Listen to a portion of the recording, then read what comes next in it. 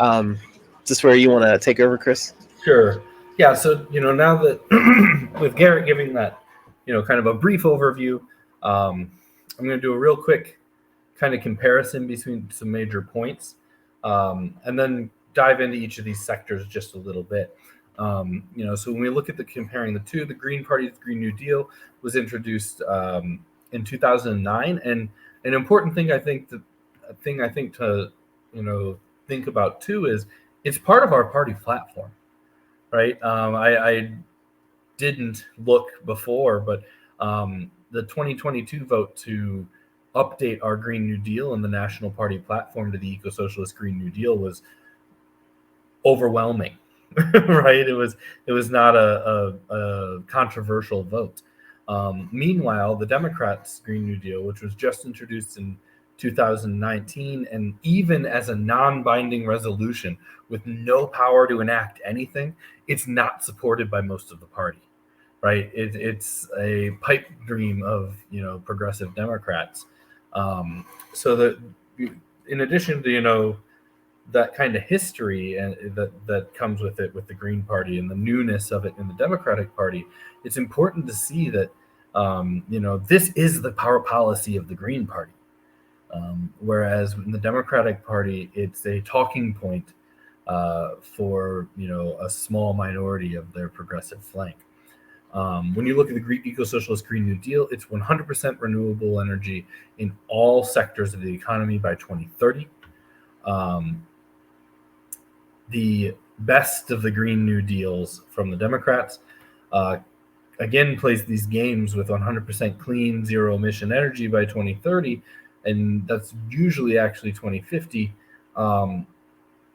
But they only focus on energy production, right? Which we'll find, when we look at the future slides, we'll find it's a large, minority, but it's a minority of CO2 emissions. So, their plan only is only organized to deal with a small section of emissions.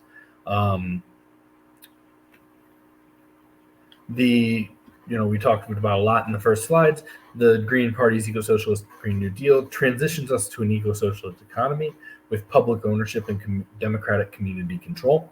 The Progressive Democrats' Green New Deal is public funding of private industry, subsidies for lifestyle changes, right? Public funds are used to encourage for-profit companies to go green. The Eco-Socialist Green New Deal includes an economic bill of rights, which Garrett just talked about, the right to a living wage, an income above poverty, affordable housing, comprehensive health care, lifelong free education, and a secure retirement. It centers the people, as part of it. It doesn't just address the climate and we'll deal with the rest piecemeal, which is what the Democrats' plan does, right? There may be calls for, it only covers that energy sector, and there may be calls for other reforms, but they're piecemeal, they're usually half measures, and again, they're not supported by party leadership, right? Medicare for All is a great example. We call for Medicare for All, but we also call for socializing the entire medical sector. Medicare for All alone becomes a feeding trough for providers, for big pharma, for medical manufacturers.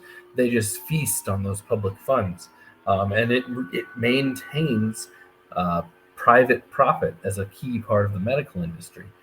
So we really need a national health service that's democratic and community controlled. And so so there's that difference. But even with just Medicare for All, right, huge numbers of Democrats support it. Interestingly, the number's gone down since Biden was elected, because they're not centering that talking point. But when Bernie was running in 2020 for president, upwards of 90% of Democrats were in surveys and polling were saying that they supported Medicare for All. Yet Joe Biden, who they nominated to be president, said that he would veto it if it came to, even if they passed it out of Congress and it came to his desk, he would veto it. So it doesn't have support of the party leadership, even for half measures, right? Even for watered down things, they aren't. The leadership of the party is not behind it. The Ecosocialist Green New Deal calls for 75% military spending cuts just to start off. It includes a peace dividend as reparations that helps the rest of the world transition to a green economy. The Dems' Green New Deal does not acknowledge the U.S. military and imperialism's role in the climate crisis. The Ecosocialist Green New Deal and the Ecosocialist Green New Deal budget that came out of the Howie Hawkins campaign, which you can find at howiehawkins.us under policies, and I just put the link in the chat. But it is projected to produce 38 million new jobs, including 8 million manufacturing jobs. Much like most of their plan, the Democrats' Green New Deal just calls for a nebulous millions of jobs. No clear where, no clear plans for what they are, just a promise that there will be millions.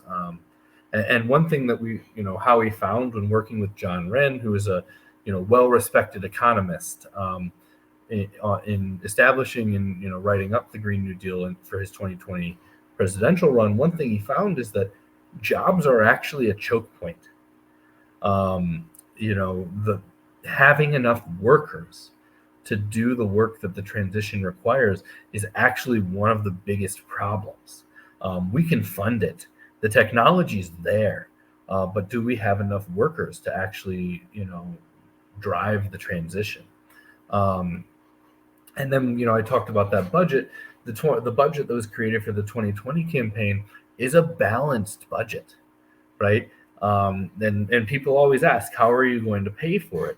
Well, the Ecosocialist Green New Deal, through a number of methods, does pay for it. It's $40-something trillion over 10 years, and it's funded through a wide range of policies, such as addressing our tax system, including expanding our tax system for things like a land value tax, a more progressive personal income tax, corporate income tax reform, a wealth tax, lifting or raising the cap on the estate tax, similar ecological taxes, similarly with lifting the cap on Social Security, right? Because once you make a certain amount of money, they stop deducting Social Security out of your paycheck. So, and then on top of that, we can use public banking and greenbacks and quantitative easing, which is, so that gets into the realm of, modern monetary theory, and the idea that we can just create money, though there's, some limits to that, but it can be part of the, our bag of tools. And then, spending cuts, like cutting the military budget by 75%, stopping the war on drugs, abolishing ICE, right? These things we spend lots and lots of money on, we can cut. And then there's also, a lot of, things that the federal government owns that can be sold as part of this transition. So, there's this balanced budget, and on the Democrat side, you have a non-binding resolution with no implementation, right? They know that it's just words. They know that it's, never going to be passed by their party in the near term. So they don't have concrete plans. And that is one area, and it's one reason why I was so proud to work on the Howie Hawkins campaign, is because we had this concrete plan with, specific policies that we would implement, with specific ways and strategies and tools that we would use to both, to address the climate crisis, to address social needs, and to address, how we fund it. So that's kind of a real quick comparison.